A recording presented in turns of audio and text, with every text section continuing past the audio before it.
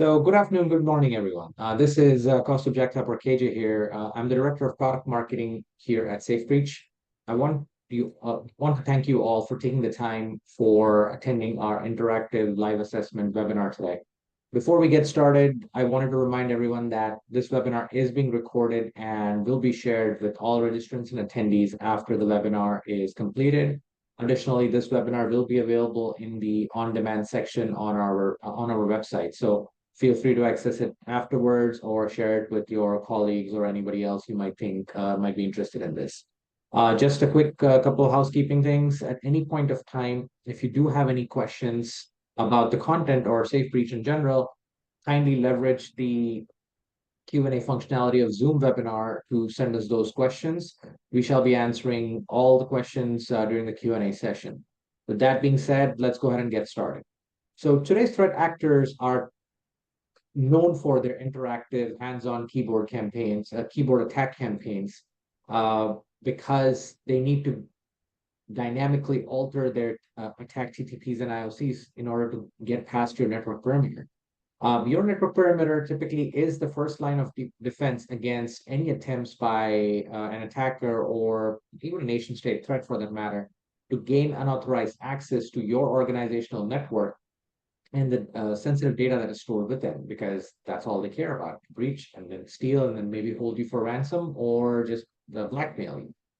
By focusing on inbound traffic and in general data that goes out egress filtering, you can identify bad behavior, and this can tell you a good amount of how your network perimeter is performing. Is it performing the way it's supposed to, or it's not doing its job?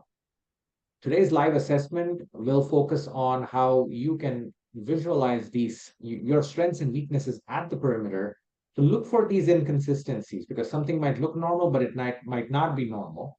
And by identifying these things, visualizing these things, you are able to harden your network perimeter, ensuring that security standards that your organization needs and are required are set uniformly across all environments in or outside your network, including the cloud, your data centers, your sites, and all of the zones. Uh, that being said, I am honored to introduce today's speaker. Today's speaker is SafeBreach's Rockstar Security Services Director, Derek Ryan. He is a veteran security architect with over 20 years of information security experience. Derek currently leads the development of several and multiple, actually, value-added services driving value for our customers and the broader security community.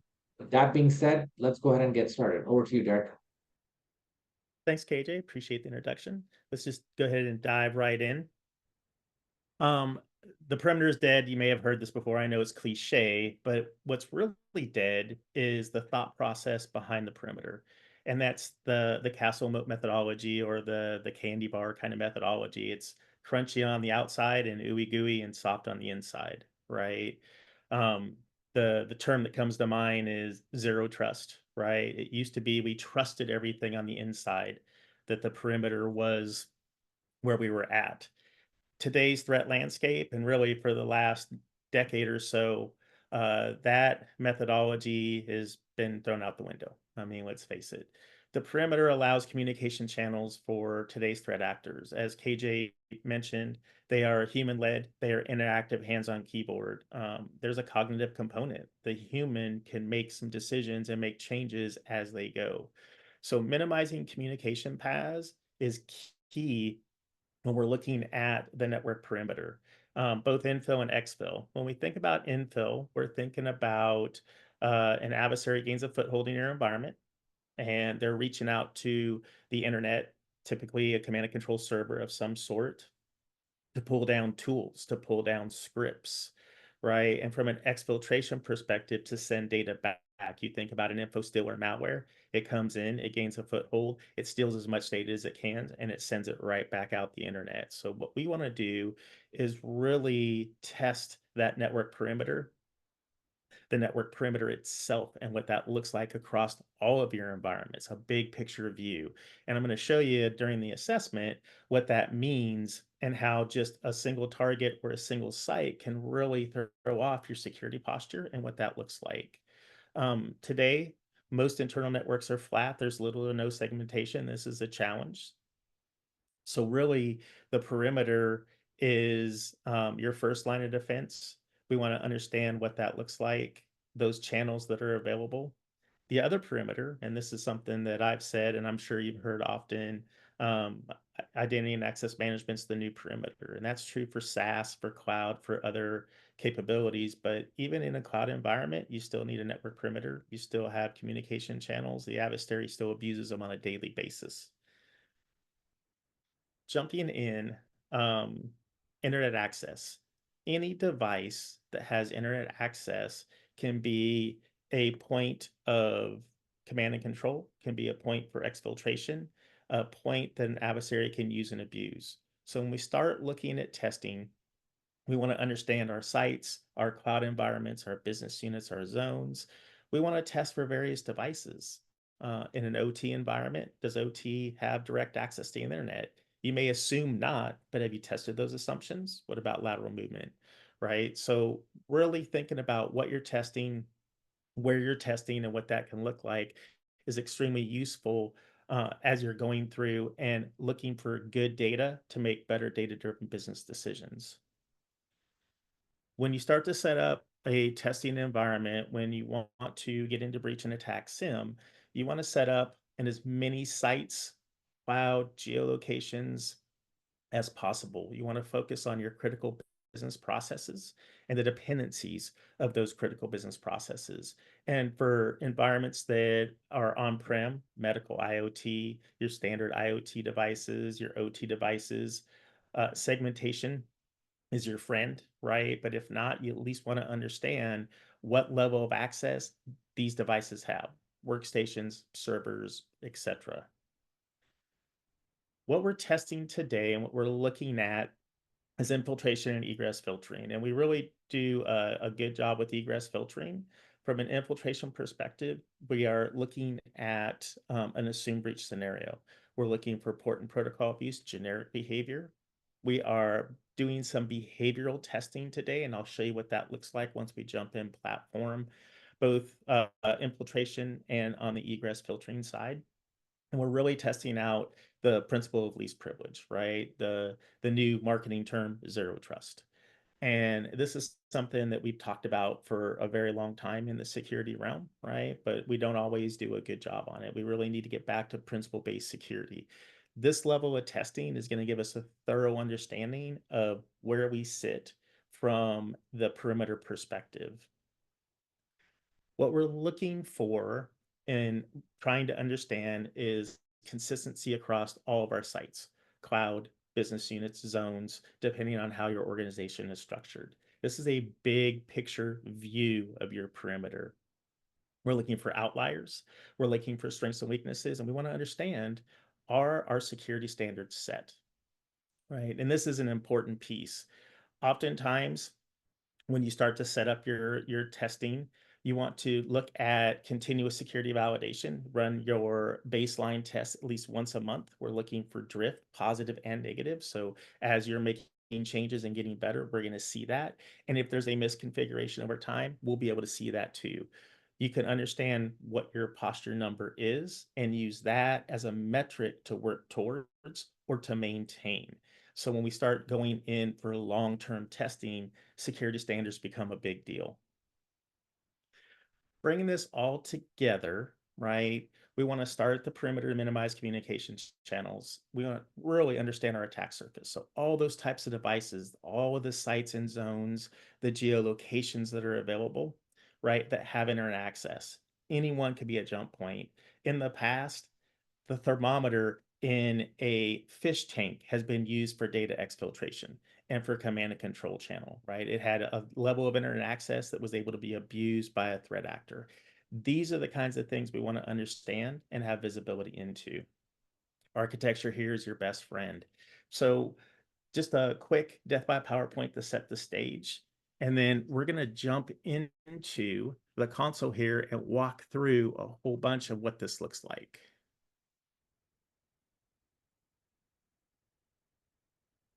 From a testing perspective, this is the scenario that we're running. It's behavioral in nature.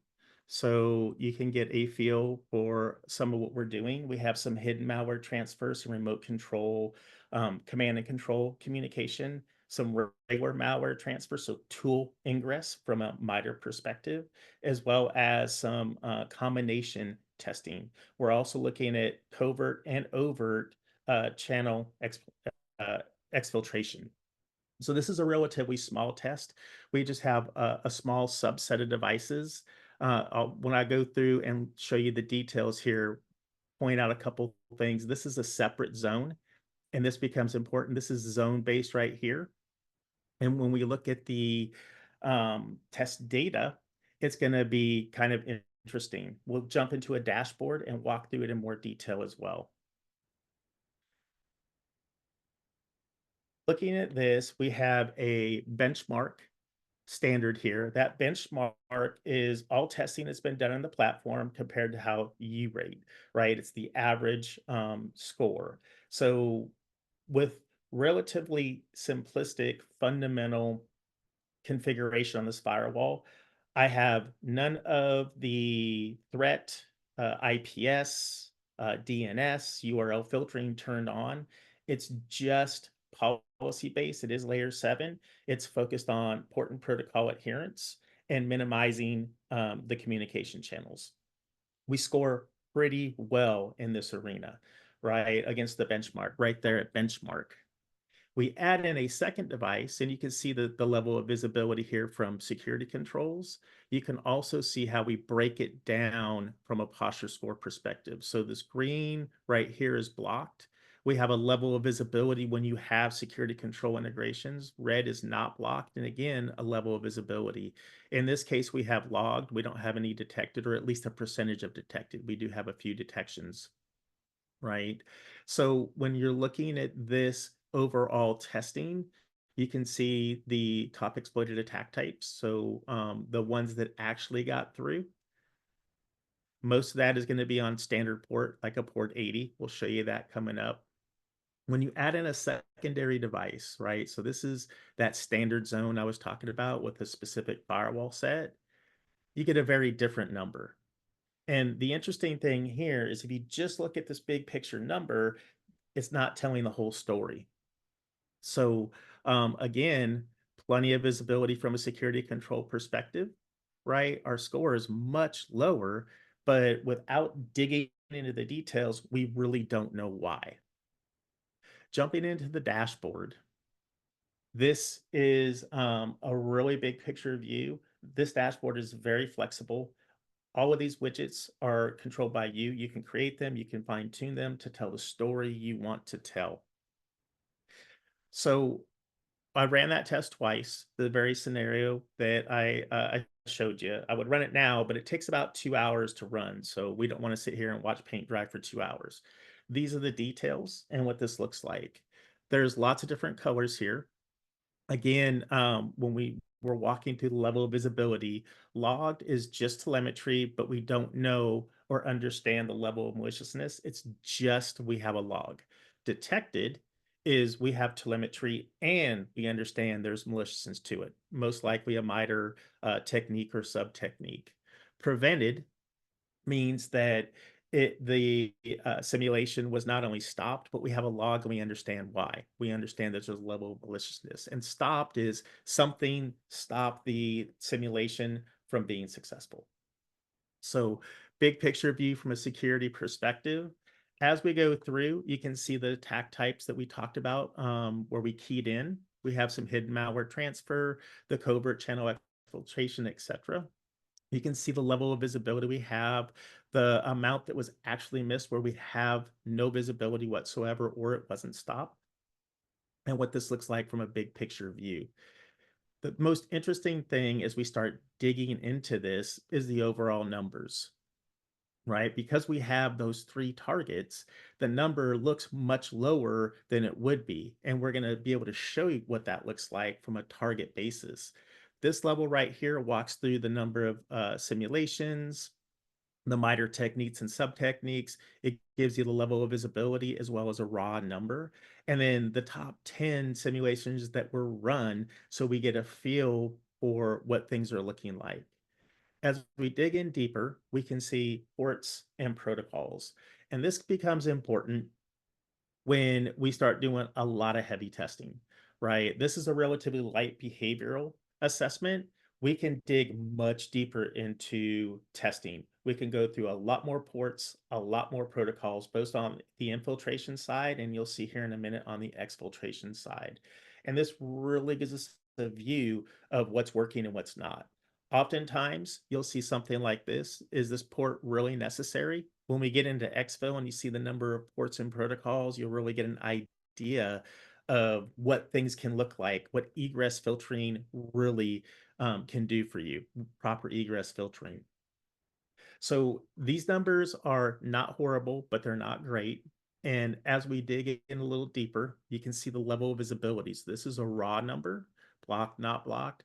This includes detections, logging, preventions. So we have a log and what that looks like. Coming in, this is the most interesting part, right? When I showed you the first set of results, you saw that we had a score of 70 against a benchmark. But coming in here, on the infill side, you can see there's one target on a separate site that is bringing our entire score down. And this is where it gets interesting. When you start looking at all the sites and zones, you start looking at various environments across your infrastructure, you can start to pinpoint the very issues that can cause you the most problems. These are the ones you want to target. These are the ones you want to fix first. It allows you to prioritize your decision making based on where you sit, right? There's obviously room for improvement. Again, I don't have any of the threat, DNS, spyware, URL filtering turned on, and still did fairly well on the scoring. Lots of visibility, which is key. If nothing else, we have data there we can use with XOR or automation to create detections or even create preventions or even tighten up our policy and get our prevention score even higher. We can break this down by port, and you can see the various attack types, the ports that were used, and how many. So you can start to see here where we're failing or not failing, where things are good or not so good. This is all not blocked. So this gives us a pretty good view of the testing we did and where our challenges lie. Jumping into exfil, again, overall numbers, right? And you can see the level of visibility. It breaks down MITRE, the techniques, the sub techniques, etc. When we get into ports and protocols, again, this gets really interesting. You can see a high level of ports and protocols that we're testing and what this looks like in your given environment. There's plenty of ports here you probably don't need. Port 7, port 43, port 179, 119, right? 21, most likely you shouldn't be using, or you don't need FTP. If you are, it should be pinhole, right? Taking a look at your ports and at your protocols, you start to get a real feel for your egress filtering and what the adversary has available to them. This level of adversarial view, right? From me, if I were an adversary, this is a target rich environment. I have the ability to pretty much use any port, a majority of protocols to accomplish my goal. Jumping down, we show the level of visibility from an exfil perspective as well, right? SMB probably shouldn't be allowed out to the internet. NetBIOS, some of the ports, 17,500 is Dropbox, right? Upper level ports, a lot of this capability typically isn't necessary in an operational environment, right? So now you have something to work with. What we don't understand with this view is what's being missed. When we start to jump down to the target simulators, right? The various zones, you can see we have a zone that's pretty tight. And again, a zone that's bringing our entire score down, our entire security posture down. There's our focus. If you have a cloud environment that is relatively open, you're going to see it. If you have a data center, we've seen clients that have one data center was really, really tight and one not so much, right? So, and they didn't understand it. They expected everything to be the same. That's the assumption. What we can do with these types of assessments, with this level of visibility, is test our assumptions and understand where we really sit. And this is key when we're trying to minimize the impact of a breach, minimize the impact of an incident, right? This level of visibility I personally have never seen before. I've been doing this almost 23 years. I started off with certification and accreditation of government networks. I wish I had this level of visibility when I was going through and doing that level of testing.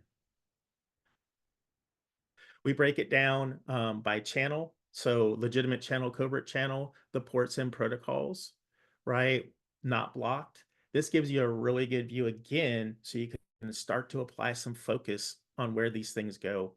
We also go into the MITRE side of things. So you have your tactics and what that looks like. You have great visibility across the board and what that means to you, right? As well as your techniques and your sub techniques.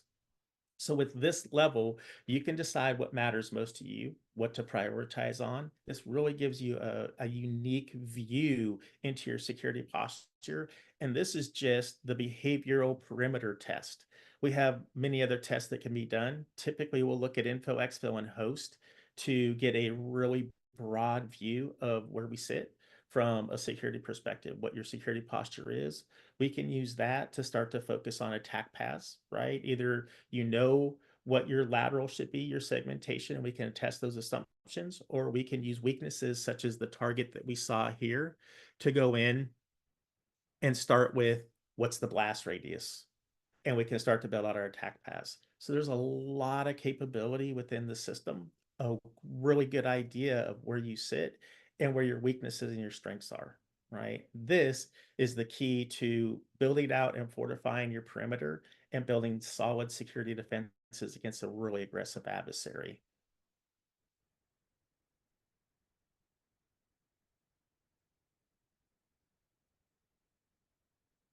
Are there any questions? Anything I can dig into deeper? You're Um, muted, KJ. There you go. okay, can you hear me? Yep. Okay, perfect. Thank you again, Derek, for this eye-opening presentation and the live assessment, and sharing the results of the assessment and highlighting how you can harden your network perimeter for inbound threats and protecting data from going out. So I do want to highlight and remind everyone that you can use the Q&A functionality on Zoom webinar to ask any questions about the content that was shared today or Safe Breach in general. We do have a couple of questions that have come in. We'll probably get started with those. Derek, the first question that has come in is when you're first getting started with Safe Breach, do you recommend running these scenarios before anything else, or how would you recommend? So from a getting started perspective, we typically have some getting started scenarios. We have four of them. We recommend three, step one, step two, and step four. And that is going to be your infiltration, similar to the testing we did, but a larger data set for testing. The exfil, again, similar to what we did, but a much larger data set, more ports, more protocols, greater visibility, as well as endpoint. So these, I call them baselines, right? We have dashboards that go with them built into the platform. There's lots of dashboards built in, but you can grab your baselines and get really good visibility into your overall security posture. This is going to give you a really good idea of your strengths and weaknesses across all of your sites and zones. So from an info exfil perspective, right, you kind of get a view here what this looks like, how one environment can bring down your entire security posture. And if you think about it from an adversarial perspective, um, these are going to be the most likely entry points or points of contention, things we need to worry about, right? So when we look at info and exfil and we look at endpoint, if you're strong on the endpoint but you're weak on info and exfil, there's almost always ways around endpoint protection. EDR is a target to be turned off. There's tons of EDR killers on the market from the dark web perspective for the criminal underground, right? So really having that big picture view of what your perimeter looks like and your endpoint will give you a thorough understanding and a really good starting point. It's the start of your gap assessment, right? So, what are our gaps? What do we look like? What metrics do we want to attain? And we can start working towards that. Perfect. Thank you, Derek. The second question that we have is somewhat related to the first one as well. How easy are these scenarios to customize and run? Do they need a lot of setup, or can you modify them based on your network parameters, or is it difficult or easy? These are pretty easy to set up. You come in and grab a scenario. In this case, this one's already ready to go, right? Our getting started scenarios are right here. So step one, step two, step three, step four. You can pick a scenario, come in this case, because it's all host level, you just select some simulators, whichever you want to run, what that looks like. You can go through from a host level perspective, it is the attacker and the target. So you just come in, you select a couple simulators. Oh, these are disconnected. Others. You check out. It's going to give you requirements, constraints, any problems, what it expects for simulations. You can select it. And this scenario is ready to kick off. You can save it, you can change the name, do a save as, and then you can just run the test. It's that easy to pick any of the out of the box scenarios, configure them accordingly, and kick them off and run them. Perfect. That is about all the questions we received. So again, last call for any questions about content that we shared. Oh, we do have another question. What simulator did you use for this test? Which simulators I Yeah. used? I'll just jump in here. The three simulators, well, actually, yeah, I'll show you. I used were these two Windows devices and this Windows server right here. So these are the ones that I used. And that's two different sites, right? So this is so we could showcase what it's like to have a misconfiguration or security standards not set or inconsistencies. In this case, it was a pretty large outlier, right, between the relatively solid setup on these two versus a relatively light setup on this one.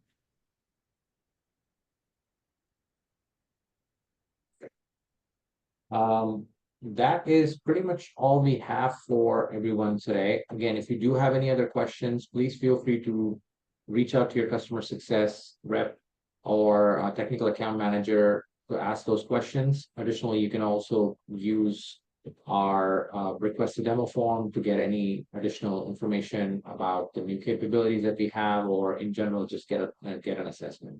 So with that being said, thank you again for everyone who took the time to attend this interactive webinar. And thank you to Derek for presenting such an amazing webinar. Have a wonderful rest of the day. And we are coming up on Labor Day weekend. So for all US-based attendees, have a wonderful long weekend. Thank you and take care. Bye. Thanks.